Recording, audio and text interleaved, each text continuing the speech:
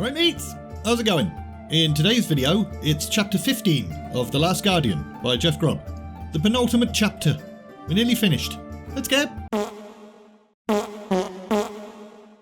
Lothar ushered Khadgar and Garona off to Stormwind for a discussion with King Llane, but said discussion did not go well. In fact, things got kinda heated. Healers had tended to Garona's split lip but could do nothing for her temper, and on several occasions, Khadgar winced as she described her opinions of Medivh's sanity, humans in general, and Llane's ability, or lack thereof, to lead an army. She did not beat around the bush. The orcs are relentless. They'll not let up. They'll be back. They didn't even get within bowshot of the walls. No, not this time, but next time they will, and the time after that they'll get over the walls. I don't think you're taking the orcs sufficiently seriously, sire. I assure you, I take this very seriously, but I'm also aware of the strengths of Stormwind, of its walls, and its army, and its allies, of its heart. Perhaps if you saw them, you too would be less confident in the power of your people. Llane had been just as adamant about the mages as well.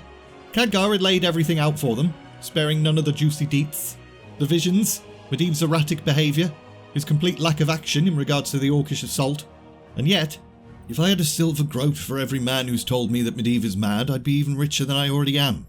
He has a plan, young sir. It's as simple as that. More times than I can count, he's gone off on some mad dash or another, and Lothar here would worry his beard to tatters. And yet each time, Medivh was proved to be right. The last time he was here, did he not hunt a demon and bring it back within a few hours? Hardly the action of one demon possessed to decapitate one of his own. But it might be the action of one who was trying to maintain his own innocence. Did anyone see him slay this demon? Maybe he summoned it up. Supposition. No. With respect to both of you, I do not deny that you saw what you saw. Not even these visions of the past. But I think the Magus is crazy like a fox. It's all just part of some larger plan of his. He always speaks of larger plans and greater cycles. And with all due respect to you, Your Majesty, the Magus may have a larger plan, yes. But the question is, does Stormwind or Azeroth truly have a place within that plan? And so it went on, round and round in circles. But the king remained stubborn in all of his opinions. Lothar, however, had remained mostly silent throughout the entirety of the conversation, right up until he finally spoke. Llane, don't let your security blind you. If we can't count on the Magus as an ally, if we discount the capabilities of the orcs, we're in trouble. Listen to what they're saying. I am listening, but I hear not only with my head but with my heart. We spent many years with young Medivh, both before and during his long sleep. We're his friends, Lothar. And with that, the king rose and dismissed everyone. Seemed he was done with that discussion. Khadgar tried to sleep that night, but frustration kept him awake. But the moment exhaustion finally claimed him, and he was about to drop off, there was a knock on the door, followed by Lothar entering the room. Put this on. Meet us at the top of the tower in 15 minutes. Khadgar took the footman's uniform from Lothar and nodded as the king's champion walked off. The young apprentice then struggled into the gear. He did think twice about the sword, but then thought, might come in handy. Once he reached the top of the tower, Khadgar saw Lothar and Garona, who was also dressed up as a soldier. Don't say a word. No. You look weirdly good in that. His Majesty has an abiding faith in the strength of the people of Azeroth, and in the strength of Stormwind's walls. It doesn't hurt that he has good people that take care of things when he's wrong. You believe us, don't you? A long time ago, when I was your age, I was tending to Medivh. He was in his coma. And one night, I thought it was a dream, but I swore there was another opposite me, watching over the mages. Horns on his head, beard made of flames. Sargeras. I figured I'd just fallen asleep. It was just a dream, but I never forgot what I saw. And as the years passed, I began to suspect that maybe I'd seen a bit of the truth. We may yet save Medivh, but we might find that darkness is too deeply rooted. We'll be forced to do something horrible but absolutely necessary. Question is, lad, are you up to it? Khadgar thought for a moment, and then nodded. Lothar then raised a hand, and Khadgar noted a whole bunch of other mounted griffins across several other rooftops around the city took flight. Looked like they weren't going to be heading back to Karazhan alone, so that was good to know. But without any further words, Khadgar, Garona and Lothar jumped on their griffins, and off they all went. The flight to Karazhan was certainly faster than the walk to Stormwind had been. As the tower grew visible, Khadgar noted that there didn't seem to be any lights on within it. Perhaps Medivh had fled. Guess they'd soon find out, Khadgar thought. They landed on the roof, with Lothar already making his way down the stairs before the rest of the Stormwind soldiers had even arrived, so Garona and Khadgar followed. The observatory was empty, as was the Master Mage's study. The party then descended more stairs, with Khadgar expecting every darkened doorway to hold a deadly ambush. But there was none. The galleries, the banquet halls, the guest quarters, all empty. The group then entered the library, and once again, nothing was waiting for them. Although one thing did catch Khadgar's eye. Shreds of paper, fragments of a scroll. What is it? A Song of Aegwin. An epic poem about his mother. Lothar grunted a note of understanding, but Khadgar still wondered. I mean, he got it. Medivh resents his mother. But it still seemed like a pretty petty action from a man who supposedly worked in larger plans and greater cycles. Who does that? Who shreds evidence that could be used against them? When the group finally reached the lowest level, they found Morose. Or what was left of him anyway. His crumpled form was splayed in the middle of the hallway, his eyes wide open, but his face was surprisingly composed. Garona then made her way into the kitchen, only to return a moment later looking extremely pale and ill, and Khadgar noticed she was holding a set of rose-coloured lenses. Looked like Cook hadn't made it either. The only place left to check was the courtyard outside, but even there was no sign of Medivh. Could he have another lair? Another place he would hide? He was gone often, sometimes for days, but I never knew where. Perhaps he went to the Orcs to lead them. No, they'd never accept a human leader. Well, he ain't here. Form up. We're heading back. Wait, there was something. Garona then ran back into the tower. Lothar looked at Khadgar, who just kind of shrugged, but the two of them then gave chase, and found Garona back in the hallway with Morose's corpse. She was cursing and slapping the wall like a crazy person. It should be here. What should be? A door. There's never been a door there. There's always been a door. Probably. We've just never seen it. Khadgar looked at Garona as if to say, what the hell are you talking about? Look, Morose died here.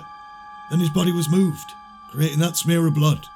Khadgar then took another look-see at the scene around him and started to piece together what the hell Garona was talking about. The body had indeed been moved. Perhaps she was onto something.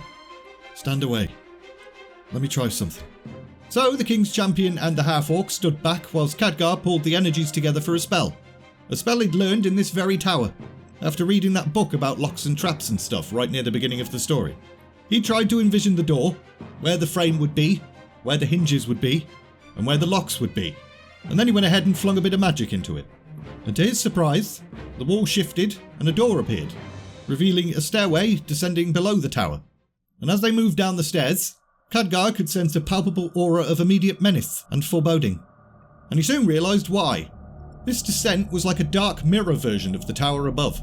Where an empty meeting room would be situated in the tower, there was a dungeon down here. Where a banquet hall stood above the surface, was a room strewn with maggots and decomposed organic matter below.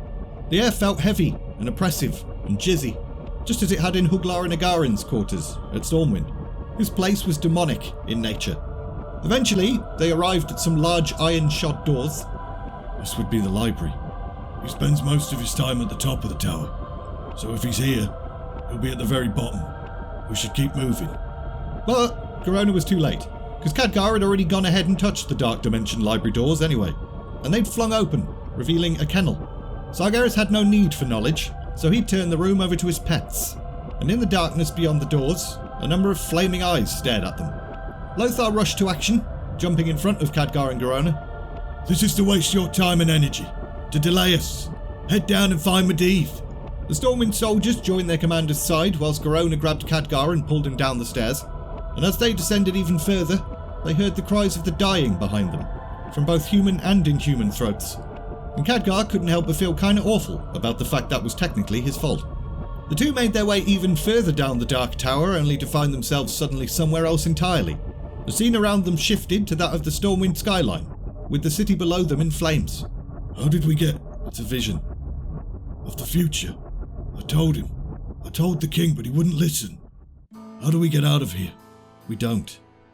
At least for the moment. Just have to let the vision play its course. Garona then looked around. Well, at least it's just orc armies. That's a good thing, is it? There's no demons. If Medivh was with them, we'd see much worse. Maybe we convinced him to help. I'm not seeing Medivh among our troops either. Some voices rose behind them in an argument, so the pair turned round to see what was what. Bring up the 4th and 5th Company to reinforce the breach. Get the militia to organise bucket brigades. The king continued to bark his orders until there was no one left in the room to take any. He then stood there alone for a moment until finally he looked up, seemingly talking to empty air. You can make your report now. A figure then stepped out from behind the curtains, and both Khadgar and Garona gasped in surprise as they realised it was a future Garona. Bad news, sire. The various clans are working together in this assault. None of them will betray the others until after Stormwind has fallen. Expected and counted. We will throw this one back just like the others, and we'll hold until the reinforcements come. As long as men with stout hearts are manning the walls and the throne, Stormwind will hold. The future Garona nodded, and Khadgar noted that she had large tears pooling in the corners of her eyes. The Orc leaders agree with your assessment. She then dipped her hand into her blouse, pulled out a dagger, and shoved it right into the king's heart. I'm sorry. No! The vision ended, returning Khadgar and present Garona back to the dark, nasty halls of the Mirror Tower. I'm gonna kill him. He treated me well and I'm gonna kill him. Maybe it's not true. Maybe it won't happen. It's true. I saw it, and I knew it was true. Khadgar fell silent for a moment, reliving his own vision of the future, the one with the red sky and old man Khadgar. He saw it and knew it was true as well, just as Garona described. After all this, I thought I'd finally found someplace better, and now I know. I'm going to destroy it all. Khadgar took a deep breath, and then slapped Garona hard right in the face. You idiot! Do that again and I'll kill you! You can't. See, I had a vision of my own future in the tower once, and if that vision was true, then you can't kill me now. Same thing applies to you. What? So, if I'm to kill the king, then you're going to get out of here alive. We both are. Unless the visions are false. And then you'll die here, knowing you never killed the King of Stormwind. Win-win. Garona processed that logic for a moment until finally... Alright, let's move on. The two continued, ever further down the dark tower until finally they reached the bottom. Seemed like a giant cave.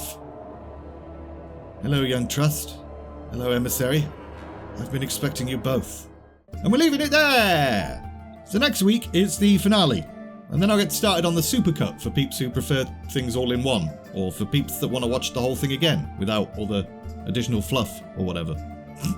I'll try and get that up as soon as possible, and then after a bit of a break, I'll get started on Tides of Darkness. As usual, links in the description for the book, my Patreon page, my Discord, all of that stuff. If you enjoyed this video, like, subscribe, all of that bollocks. And all that's left to say is, thanks for watching, and see ya!